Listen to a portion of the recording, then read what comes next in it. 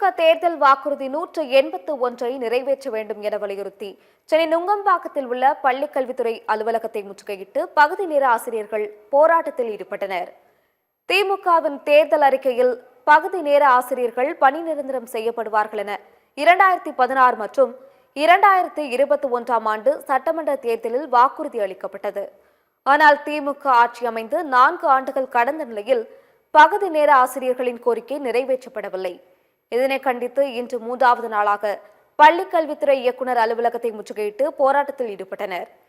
இதையடுத்து செய்தியாளர்களிடம் பேசிய பகுதி நேர ஆசிரியர்கள் காதர் மொய்தீன் மற்றும் மாற்றுத்திறனாளி பகுதி நேர ஆசிரியர் நாகரத்தினம், பகுதி நேர ஆசிரியர்கள் போராட்டத்தில் கலந்து கொண்டு வீடு திரும்பிய போது இறந்த ஆசிரியருக்கு அரசு நிதியுதவி வழங்க வேண்டும் என்று வலியுறுத்தினர். மேலும் தங்களின் கோரிக்கை நிறைவேற்றப்பட்டு பணி நிரந்தர ஆணை கிடைக்கும் வரை தொடர்ந்து போராட்டத்தில் ஈடுபடுவோம் என்றும் எச்சரிக்கை விடுத்தனர். திமுக அரசு தன்னுடைய தேர்தல் அறிக்கையில் தொடர்ந்து 2016, 2021 தாங்கள் ஆட்சிக்கு வந்தவுடன் பகுதி நேர ஆசிரியர்களை பணி நிரந்தரம் செய்வோம் என்ற தேர்தல் வாக்குறுதியை அளித்திருந்தனர்.